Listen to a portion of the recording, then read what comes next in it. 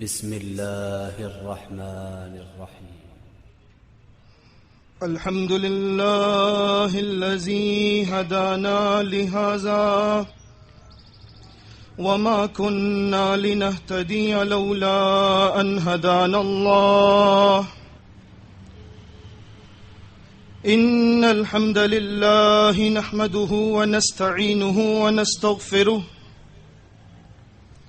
ونؤمن به ونتوكل عليه ونعوذ بالله من شرور أنفسنا ومن سيئات أعمالنا. من يهده الله فلا مضل له ومن يضلل فلا هادي له. وأشهد أن لا إله إلا الله وحده لا شريك له وأن محمدا عبده ورسوله. اللهم صل على محمد وعلى آل محمد كما صليت على إبراهيم وعلى آل إبراهيم إنك حميد مجيد. اللهم بارك على محمد وعلى آل محمد كما باركت على إبراهيم وعلى آل إبراهيم إنك حميد مجيد. أما بعد فإن خير الحديث كتاب الله وخير الهدي هدي محمد وشر الأمور محدثاتها وكل محدثة بدعة وكل بدعة ضلالة وكل ضلالة في النار.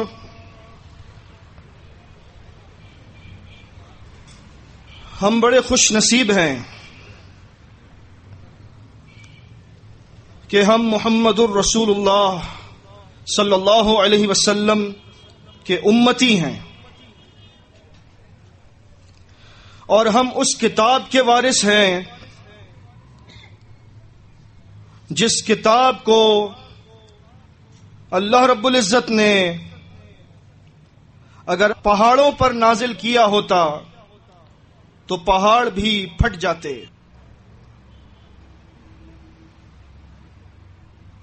ہم آخری امت ہیں اور جنت میں سب سے پہلے جانے والے.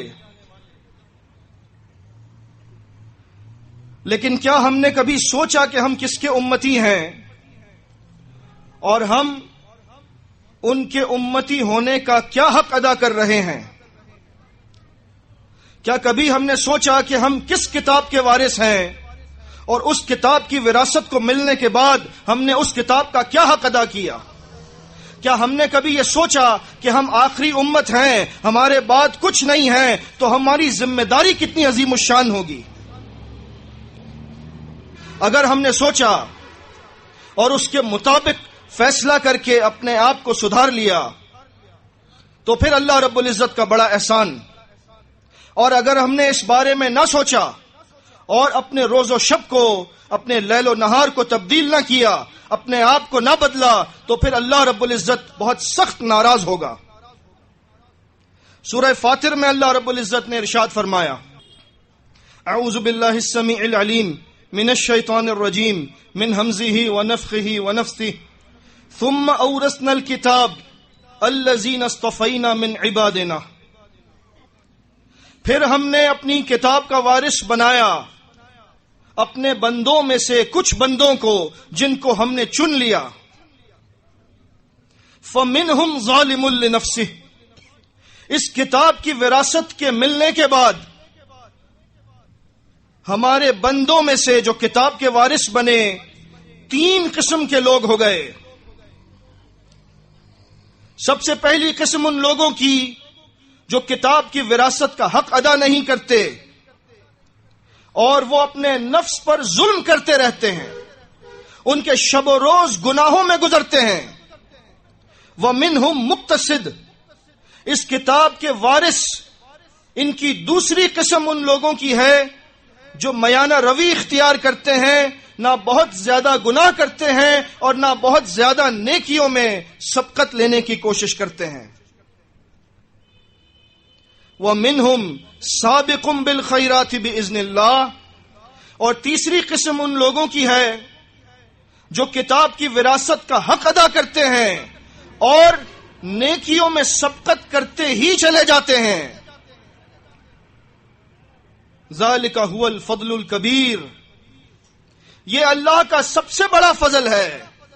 جن لوگوں کو کتاب کی وراثت ملی اور اس وراثت کے ملنے کے بعد وہ اس کتاب کی وراثت کا حق ادا کرنے لگے اور نیکیوں میں سبقت کرنے لگے، تو ان پر اللہ کا سب سے بڑا فضل ہے۔ یہ فضل صرف دنیا کی حد تک محدود نہیں رہے گا، جیسا کہ صحیح مسلم کتاب الفضائل کی حدیث عمر بن خطاب رضی اللہ تعالی عنہ سے مروی کہ فرمایا اللہ کے رسول صلی اللہ علیہ وسلم نے، ان اللہ یرفع بہذا الکتاب اقواما، بے شک اللہ اس کتاب کے ذریعے بہت سی اقوام کو بلندی عطا فرمائے گا، وَيَدْعُ بِهِ آخَرِينَ، اور اس کتاب کو ترک کرنے کی بنا پر اللہ رب العزت بہت سی اقوام کو پست کر دے گا، ان کا نام و نشان باقی نہیں رہے گا۔ ہمیں اس کتاب کی وراثت ملی، کیا ہم سر بلند ہوئے یا ہم پستی کی طرف جا رہے ہیں؟ یہ بات ہمیں سمجھانے کے لیے کافی ہے کہ ہم نے اب تک اللہ کی کتاب کا حق ادا نہیں کیا۔ اگر کیا ہوتا تو ہم بھی سر بلند ہوتے، آج وہ کیفیت نہ ہوتی جو ہماری ہے۔ ایک فضل اللہ کا یہ کہ دنیا میں غلبہ، دوسرا فضل اللہ کا یہ جنات عدن یدخلونہا، کہ قیامت کے دن وہ لوگ جو کتاب اللہ کی وراثت کا حق ادا کرتے ہیں، نیکیوں میں سبقت کرتے ہیں، ان کو اللہ ہمیشہ رہنے والے باغات میں داخل کر دے گا۔ یحلون فیہا من اساور من ذہب ولؤلؤا، اور ان کو وہاں پر سونے کے کنگن پہنائے جائیں گے اور موتی پہنائے جائیں گے، وَلِبَاسُهُمْ فِيهَا حَرِيرٌ، اور ان کو پہننے کو حریر دیا جائے گا، ریشم کا لباس۔ وَقَالُوا الْحَمْدُ لِلَّهِ الَّذِي أَذْهَبَ عَنَّا الْحَزَنَ، اور وہ ان تمام نعمتوں کے ملنے کے بعد، کیونکہ اللہ رب العزت کا اصول ہے هَلْ جَزَاءُ الْإِحْسَانِ إِلَّا الْإِحْسَانِ فَبِأَيِّ آلَاءِ رَبِّكُمَا تُكَذِّبَانِ، سورہ رحمان میں ہے، جب تم احسان کرو گے تو احسان کا بدلہ احسان سے دیا جائے گا، تم اپنے رب کی کون کون سی نعمتوں کو جھٹلاؤ گے؟ اللہ نے تمہیں کتاب اللہ کی نعمت دی، تم نے اس کے ساتھ بہتری کا مظاہرہ کیا، تم نے اس کا حق ادا کیا، اب اللہ بھی تمہاری نیکی کا صلہ تمہیں احسان کے بدلے دے گا، تمہیں جنت میں وہ عیش و آرام دے گا کہ تمہارے نہ کانوں نے کبھی سنا، نہ آنکھوں نے کبھی دیکھا، نہ کبھی قلب بشر پر اس کا خیال گزرا۔ ایسی نعمتیں جو اللہ رب العزت نے چھپا کر رکھی ہیں، اور اس خوشی کے مارے وہ جنتی کہیں گے الحمدللہ الذی اذہب عنا الحزن، سب تعریف اللہ کے لیے جس نے ہم سے غم اور تکلیف کو دور کر دیا۔ وہ غم و تکلیف جو ہمیں جہنمیوں کی نظر آ رہی ہے، وہ ان کا جلنا، وہ ان کا تڑپنا، وہ ان کا چیخنا، وہ ان کا چلانا، اللہ نے ہمیں اس سب سے بچا لیا۔ ان ربنا لغفور شکور، بے شک ہمارا رب بڑا بخشنے والا ہے، بڑا قدردان ہے، اس نے ہماری نیکیوں کو سنبھال کر رکھا، ان کے اجر کو تیار کر کے رکھا، ضائع نہیں کیا، اور ہمیں وہ کچھ دیا جس کا ہمیں وہم و گمان نہیں تھا۔ الذی احلنا دار المقامۃ من فضلہ، جس نے ہمیں اپنے فضل سے ہمیشہ رہنے والا گھر عطا کیا، لا یمسنا فیہا نصب ولا یمسنا فیہا لغوب، اور اس گھر میں نہ ہمیں کوئی تکلیف کبھی پہنچے گی، نہ ہمیں کبھی تھکن محسوس ہوگی، نہ جوانی زائل ہوگی، نہ کبھی بھوک نہ پیاس کی تڑپائے گی۔ ایسے تمام معاملات کے جن سے انسان کو تکلیف ہوتی ہے، اللہ رب العزت ان تمام چیزوں کو دور کر دے گا، بس نعمتیں ہوں گی اور بندہ خوش و خرم رہے گا۔ لیکن یہ ان کے لیے جو کتاب اللہ کی وراثت کو سمجھتے ہیں اور اس کا حق ادا کرتے ہیں۔ اس کے برعکس وہ لوگ جو کتاب اللہ کے وارث بنے لیکن کتاب اللہ کے ساتھ ہی بے وفائی کی، جو محمد الرسول اللہ صلی اللہ علیہ وسلم کے امتی ہونے کا دعویٰ کرتے ہیں لیکن انہی کے ساتھ بے وفائی کرتے ہیں، ان کے بارے میں اللہ نے فرمایا والذین کفروا، جنہوں نے انکار کیا، دلائل سنے لیکن انکار کر دیا، لہم نار جہنم، ان کے لیے جہنم کی آگ ہوگی، لا یقضى علیہم فیموتوا، وہ مرنا چاہیں گے، موت کی دعائیں کریں گے، کاش کہ مجھے موت آ جائے، لیکن ان پر موت کا فیصلہ صادر نہ کیا جائے گا، ولا یخفف عنہم من عذابها، اور نہ عذاب میں تخفیف کی جائے گی۔ وہ دعائیں کریں گے، پکار کر کہیں گے اے مالک اپنے رب سے کہو ہمارا فیصلہ کر دے یا ایک دن عذاب میں تخفیف کر دے، مالک جواب دیں گے جہنم کے داروغہ انکم ماکثون، تم ہمیشہ اس میں پڑے رہو گے، نہ تخفیف ہے، نہ چھٹکارا ہے، نہ آزادی ہے، نہ نجات ہے، کیونکہ تم نے زندگی آزادی کے ساتھ گزاری۔ اگر تم نے زندگی قید میں گزاری ہوتی آج قید میں نہ پڑے ہوتے، تم نے زندگی آزادی میں گزاری۔ اور اللہ کے رسول صلی اللہ علیہ وسلم کا فرمان ہے، صحیح مسلم کتاب الجنہ کی حدیث، الدنیا سجن المؤمن و جنت الکافر، دنیا مومن کے لیے قید خانہ ہے۔ ہر چیز میں اللہ رب العزت نے قوانین رکھے ہیں، قیود رکھی ہیں، جن قیود کو مسلمین سمجھتے ہیں اور جانتے ہیں اور ان کے مطابق اپنے عمل کی اصلاح کرتے ہیں بفضل اللہ۔ باہر آپ جائیے، بڑے بڑے لوگ ہیں، نہ ان کو کھانے کی سنتوں کا معلوم ہے، نہ پانی پینے کا طریقہ معلوم ہے، نہ نماز کا ان کو طریقہ آتا ہے، انہیں کچھ نہیں آتا، بس وہ کلمہ پڑھ کر سمجھتے ہیں کہ اللہ ہم سے راضی ہو جائے گا۔ ایسے ہی کلمہ پڑھنے والوں کا ذکر ہو رہا ہے، کتاب اللہ کے وارثوں کا ذکر ہو رہا ہے جو کتاب اللہ کے ساتھ بے وفائی کرتے ہیں۔ عذاب میں تخفیف نہیں ہوگی۔ کذالک نجزی کل کفور، ہر ناشکرے کو ہم ایسا ہی بدلہ دینے والے ہیں۔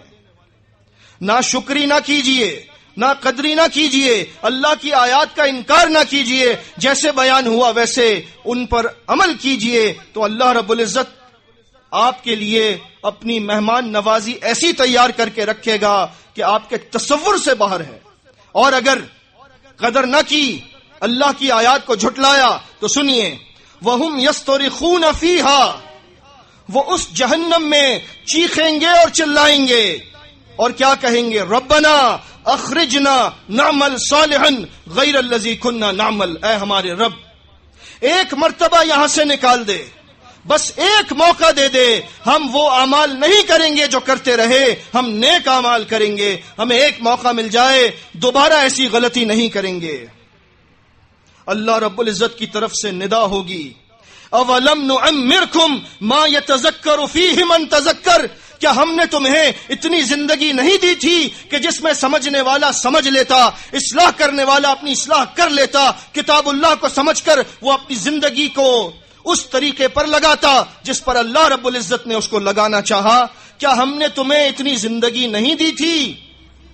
یقیناً اللہ رب العزت نے ہر بندے پر سے عذر اٹھا لیا ہے اور سب کو مہلت دے کر چھوڑ دیا ہے۔ انا ہدیناہ السبیل، سورہ دہر، ہم نے رستہ بتا دیا، اما شاکرا و اما کفورا، چاہے تو شکر گزار بن جائے، چاہے تو کافر بن جائے، مرضی تیری ہے، تو کرتا کیا ہے، فیصلہ اس کے مطابق تجھ پر کیا جائے گا یا تیرے حق میں کیا جائے گا۔ وجاءکم النذیر، اور تمہارے پاس ڈرانے والے آ گئے تھے، ڈرانے والوں نے تمہیں ڈرا دیا لیکن تمہیں ڈر نہ لگا۔ جب ڈر نہ لگا تو سنو،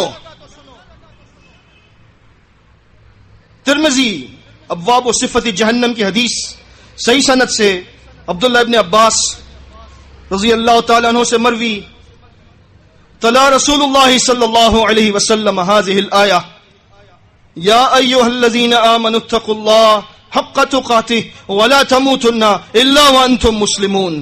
اس آیت کی تلاوت فرمائی اللہ کے رسول صلی اللہ علیہ وسلم نے، اے ایمان والو اللہ سے ڈرو جیسے ڈرنے کا حق ہے اور تمہیں ہرگز موت نہ آئے مگر اس حال میں کہ تم مسلم ہو۔ ثم قال، اس آیت کو تلاوت فرما کر اللہ سے ایسے ڈرنے کا طریقہ بتا دیا کہ جیسے ڈرنے کا حق ہے، اور ہر دم مسلم بنے رہنے کی تعلیم دے دی، اور پھر ڈرایا لو ان قطرۃ من الزقوم، اگر زقوم کے درخت کا جو پھل ہے اس کا ایک قطرہ قطرت فی دار الارض، اگر زمین پر ٹپکا دیا جائے، آسمان سے زقوم کے درخت کے پھل کا ایک قطرہ زمین پر ٹپکا دیا جائے، لافسدت لاہل الدنیا معایشہم، تو پھر ساری دنیا کی معیشت تباہ کرنے کے لیے وہ ایک قطرہ کافی ہے۔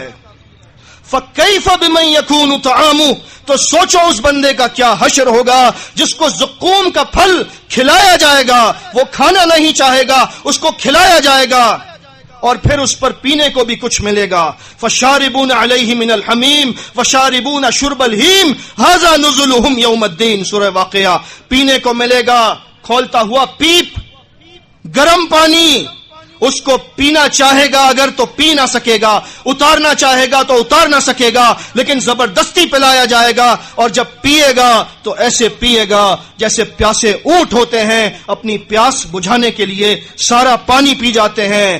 یہ ہوگی تمہاری مہمان نوازی جہنم میں اگر تم نے آج اپنی اصلاح نہ کی، اگر تم نے اللہ کی کتاب کے ساتھ اس مذاق کو ترک نہ کیا، اس کھیل تماشے کو بند نہ کیا، اور اللہ کی کتاب کے ساتھ دوبارہ وفا کا عہد نہ کیا۔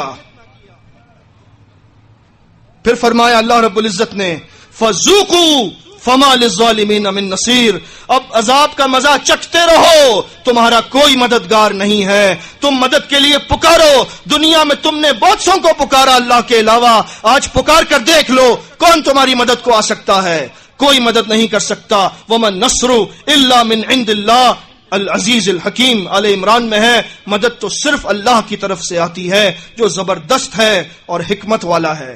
اگر اللہ ناراض ہوا تو کوئی مدد نہیں کر سکتا، لہذا اللہ کی مدد نہ صرف دنیا میں بلکہ آخرت میں حاصل کرنے کے لیے اللہ کی کتاب کو حق کے ساتھ پڑھیے، اس کے ساتھ وفا کیجیے۔ سورہ بقرہ میں اللہ نے فرمایا الذین آتیناہم الکتاب، وہ لوگ جن کو ہم نے کتاب دی ہے، یتلونہ حق تلاوتہ، وہ اس کتاب کو حق کے ساتھ پڑھتے ہیں۔ حق کے ساتھ اللہ کی کتاب کو پڑھنا، اولئک یؤمنون بہ، جو لوگ اللہ کی کتاب کو حق کے ساتھ پڑھتے ہیں وہی اس پر ایمان لاتے ہیں۔ وَمَن يَكْفُرْ بِهِ فَأُولَئِكَ هُمُ الْخَاسِرُونَ، اور جو حق کے ساتھ نہیں پڑھتے وہ اس کے انکاری ہیں اور یہ لوگ خسارے میں ہوں گے۔ آپ تعجب کر رہے ہوں گے اس آیت پر، اس کا مطلب تو یہ لگتا ہے کہ جو تجوید کے مطابق قرآن مجید کی تلاوت کرتا ہے وہ مومن ہے، اور جو تجوید کے اصول کو ترک کر دے وہ مومن نہیں ہے۔ ایسا نہیں ہے۔ یتلونہ حق تلاوتہ سے مراد صرف اس کو پڑھنا نہیں ہے، بلکہ اس کو پڑھ کر اس کے مطابق اپنی زندگی کو ڈھالنا ہے۔ یہ ہے وہ لوگ جو ایمان والے ہیں، کیونکہ اللہ رب العزت نے سورہ بقرہ ہی میں اس بات کا تذکرہ فرمایا، اہل کتاب کا ذکر کیا، وہ تورات اور انجیل کے وارث تھے، اور انہوں نے ان کتابوں کو پڑھا تو صحیح، لیکن عمل کے میدان میں آ کر کیا کیا؟ افتؤمنون ببعض الکتاب وتکفرون ببعض، جو حصہ کتاب کا اپنی خواہشات کے مطابق ملا، جو حصہ کتاب کا اپنے فہم کے مطابق ملا اس کو تو پکڑ لیا، اور جو کتاب اللہ کا حصہ اپنے فہم کے خلاف تھا، اپنی خواہشات کے خلاف تھا، اس کا انکار کر دیا عمل سے۔ اللہ رب العزت نے فرمایا فما جزاء من يفعل ذلك منكم الا خزي في الحیات الدنیا، جو تم میں سے یہ کام کرے گا کہ کتاب اللہ کے بعض حصے کو لے لے گا، بعض حصے کو ترک کر دے گا، اس کا بدلہ صرف اتنا ہے کہ دنیا میں ذلت اور رسوائی۔ آج اس امت کو ذلت اور رسوائی کیوں ملی؟ کیونکہ اللہ کی کتاب کو اپنی مرضی کے مطابق تھاما ہے، مکمل طریقے سے نہیں تھاما۔ جو لوگ اللہ کی کتاب کو منوان تسلیم کریں گے، اس کو تھام لیں گے، تو یقیناً اللہ ان کو رسوائی سے بچائے گا۔ وَيَوْمَ الْقِيَامَةِ يُرَدُّونَ إِلَىٰ أَشَدِّ الْعَذَابِ، اور جنہوں نے اللہ کی کتاب کے بعض حصے کو تھام لیا، بعض کو ترک کر دیا، دنیا میں تو رسوائی، آخرت کے دن سخت عذاب کی طرف مجبور کر کے بھیجے جائیں گے۔ وَمَا اللَّهُ بِغَافِلٍ عَمَّا تَعْمَلُونَ، اور جو کچھ تم کر رہے ہو اللہ اس سے غافل نہیں ہے۔ تم کہتے تو ہو حرمت رسول پر جان بھی قربان ہے، لیکن یہ تمہاری کیسی جان ہے کہ حرمت رسول کے مطابق، رسول اللہ صلی اللہ علیہ وسلم کے فرمان کے مطابق تم اس پر اپنا حکم نہیں چلاتے، تم اس پر وہ اطلاق نہیں کرتے آیات اور احادیث کا جو اسی نبی پر نازل ہوئی جس کے اوپر تم جان نچھاور کرنے کی باتیں کرتے ہو۔ تم محمد الرسول اللہ صلی اللہ علیہ وسلم کے لیے گردن کٹانے کو تیار ہو لیکن گردن جھکانے کو تیار نہیں ہو۔ تم کیسے حرمت رسول کی باتیں کرتے ہو؟ تمہاری زبانوں سے یہ نعرے اچھے نہیں لگتے۔ اگر واقعتاً تمہیں محبت ہے اللہ کے رسول صلی اللہ علیہ وسلم سے تو سنو سورہ آل عمران، قل ان کنتم تحبون اللہ فاتبعونی، ان سے کہیے اگر تمہیں اللہ سے محبت ہے، اگر تمہیں مجھ سے محبت ہے، اگر تم جان نچھاور کرنے کو تیار ہو تو میری پیروی کر کے دکھاؤ۔ میری پیروی کرو گے تو محبت کا دعویٰ سچا ہے ورنہ جھوٹا۔ یحببکم اللہ، اگر تم نے میری پیروی کر لی اللہ بھی تم سے محبت کرے گا، وَيَغْفِرْ لَكُمْ ذُنُوبَكُمْ، اور تمہارے گناہوں کو مٹا دے گا، واللہ غفور الرحیم، وہ بڑا بخشنے والا بڑا رحم کرنے والا ہے۔ کتاب اللہ کی وراثت کے کچھ تقاضے ہیں۔ سورہ حامیم السجدہ میں اللہ رب العزت نے ارشاد فرمایا، ان الذین قالوا ربنا اللہ ثم استقاموا، بے شک وہ لوگ جنہوں نے کہا کہ ہمارا رب صرف اللہ ہے پھر اس بات پر جم گئے۔ یہ جمنا کیا ہے؟ یہ استقامت کیا چیز ہے؟ کیونکہ استقامت میں اور ارتداد میں بہت معمولی سا فرق رہ جاتا ہے۔ ایک جملہ ہے استقامت چھینی جا سکتی ہے اور ایک جملہ ہے استقامت مل بھی سکتی ہے۔ اللہ رب العزت کون سی بات سے ناراض ہو جائے یہ ہمیں نہیں معلوم، لہذا استقامت جن کو چاہیے وہ اپنی زبانوں کو بہت سوچ سمجھ کر استعمال کرتے ہیں، کسی کی تکفیر نہیں کرتے، کسی کے معاملے میں ایسی بات نہیں کرتے کہ جس سے اللہ ناراض ہو جائے۔ جنہوں نے کہا کہ ہمارا رب صرف اللہ ہے پھر اس پر جم گئے، تتنزل علیہم الملائکہ، ان پر ان کی موت کے وقت آسمان سے جنت کے فرشتے اترتے ہیں، جنت سے کفن لے کر آتے ہیں، خوشبودار کفن، اور اس بندے کی روح قبض کرتے ہیں۔ جب روح قبض کرتے ہیں تو اس سے کہتے ہیں اللہ تخافوا ولا تحزنوا، خوف نہ کھاؤ غم نہ کرو، دنیا میں تم نے بہت تکلیفیں اٹھا لیں، لوگوں نے بہت ڈرایا لیکن تم لوگوں سے نہ ڈرے، تم صرف اللہ سے ڈرتے رہے۔ آج تمہیں وہ کچھ ملے گا جس کے لیے تم نے یہ ساری کوشش کی تھی۔ وَأَبْشِرُوا بِالْجَنَّةِ الَّتِي كُنْتُمْ تُوعَدُونَ، اور خوشخبری حاصل کر لو اس جنت کی جس کا وعدہ تم سے کیا گیا۔ نحن اولیاؤکم فی الحیات الدنیا وفی الآخرہ، ہم دنیا میں بھی تمہارے دوست تھے اور آخرت میں بھی ہم تمہارے ساتھ ہوں گے۔ وَلَكُمْ فِيهَا مَا تَشْتَهِي أَنفُسُكُمْ، جنت میں تمہیں ہر وہ چیز ملے گی جو تمہارے نفس چاہیں گے۔ وَلَكُمْ فِيهَا مَا تَدَّعُونَ، اور ہر وہ چیز ملے گی جو تم اللہ سے مانگو گے۔ نزلم من غفور الرحیم، یہ مہمان نوازی اس کی ہے جو رب غفور ہے رب رحیم ہے۔ جب سے دنیا بنی ہے وہ اپنے خزانوں میں سے ہر ایک کو سب کچھ دے رہا ہے لیکن کچھ کم نہیں ہو رہا۔ وہ رب غفور رب رحیم سارے خزانوں کا مالک اگر وہ میزبانی کرنے پر آ جائے اپنے بندوں کی تو سوچئے وہ دعوت کیسی ہوگی، سوچئے وہ میزبانی کیسی ہوگی، سوچئے وہ کھانا اور پینا کیسا ہوگا، وہ ضیافت کیسی ہوگی۔ اللہ ہمیں نصیب فرمائے۔ لیکن یہ ضیافت کن کو ملے گی؟ 3 صفات ہوں گی تو ہم اور آپ انشاءاللہ جنت میں اس دسترخوان پر بیٹھے ہوں گے اللہ کے رسول صلی اللہ علیہ وسلم کے ساتھ، یہ اللہ کا وعدہ ہے۔ 3 صفات پیدا کریں۔ وَمَنْ أَحْسَنُ قَوْلًا مِّمَّنْ دَعَا إِلَى اللَّهِ، پہلی صفت، سب سے بہترین بندے بن جائیے، اللہ کے دین کی طرف لوگوں کو دعوت دیجئے، خالص اسلام کی دعوت دیجئے، فرقوں کی دعوت نہ دیجئے، وہ دین جو اللہ نے آسمان سے نازل کیا، جو قرآن و صحیح حدیث میں محفوظ ہے، اس کی دعوت دیتے جائیے اور پہلا مرحلہ آپ طے کر جائیں گے۔ دوسری بات، وعمل صالحا.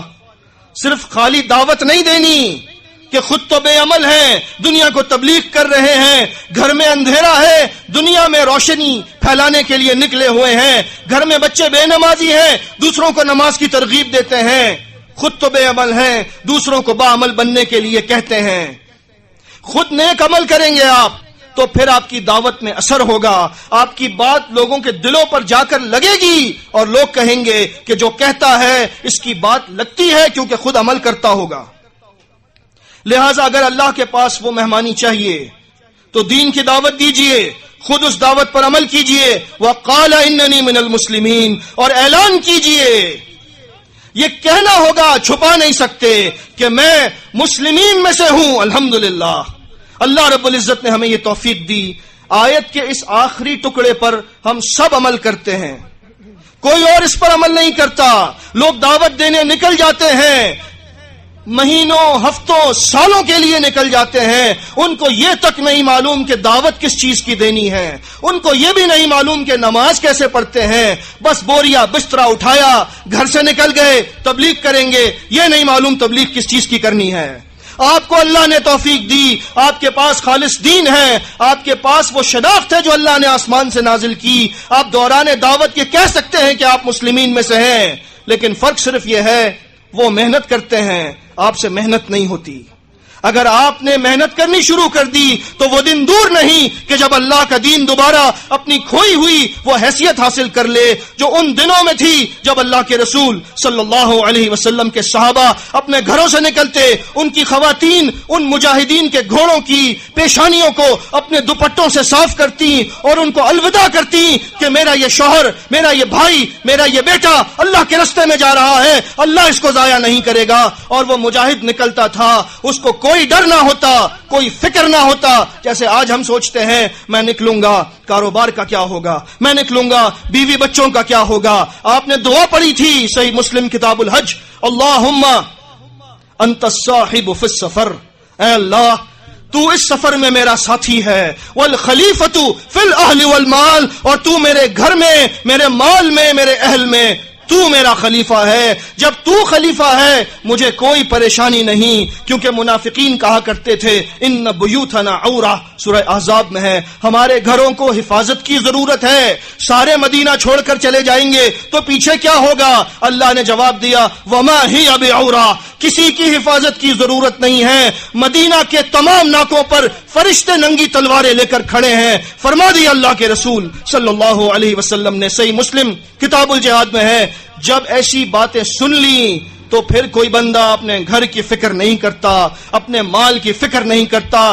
درخت پھل دینے کو تیار ہیں اور وہ اللہ کے رستے میں نکل جاتا ہے. جو اللہ مریم کو بے موسم کے پھل دے سکتا ہے وہ بے موسم میں میری کاشت کو دوبارہ پھل لانے پر مجبور کر سکتا ہے, اس کو کوئی چیز نہیں روک سکتی. بس میں اللہ کا مسلم بن جاؤں, اس کی دعوت لے کر نکلوں, اس دعوت پر خود عمل کروں اور اعلان کرتا جاؤں اننی من المسلمین, بے شک میں مسلمین میں سے ہوں.